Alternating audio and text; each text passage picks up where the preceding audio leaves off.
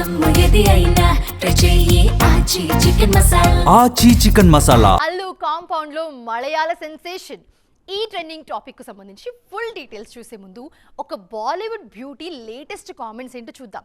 Sridevi వారసురాలిగా silver screen entry ఇచ్చిన Janhvi Kapoor south entry మీద చాలా చర్చ జరుగుతుంది. ఇప్పుడు ఫైనల్ గా దేవరా సినిమాతో టాలీవుడ్ కు పరిచయమైన ఈ భామ ఇప్పుడు దక్షిణాదిలో బిజీ అయ్యేందుకు కష్టపడుతున్నారు. అందుకే ఛాన్స్ దొరికినప్పుడల్లా సౌత్ లో తన అనుబంధాన్ని అభిమానులతో షేర్ చేసుకుంటున్నారు. లేటెస్ట్ ఇంటర్వ్యూలోను కూడా ఇదే టాపిక్ మీద ఇంట్రెస్టింగ్ కామెంట్స్ చేశారు జాన్వీ.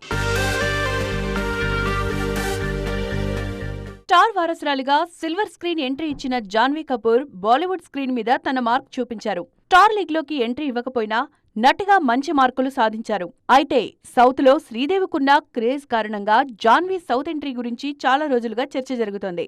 ఫైనల్ గా దేవర సినిమాతో జూనియర్ శ్రీదేవి తెలుగు ప్రేక్షకులను పలకరించారు.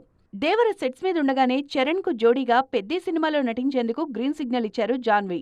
ఇప్పుడు మరికొంతమంది సౌత్ దర్శక నిర్మాతలు ఈ బ్యూటీని కాస్ట్ చేసేందుకు ట్రై చేస్తున్నారు.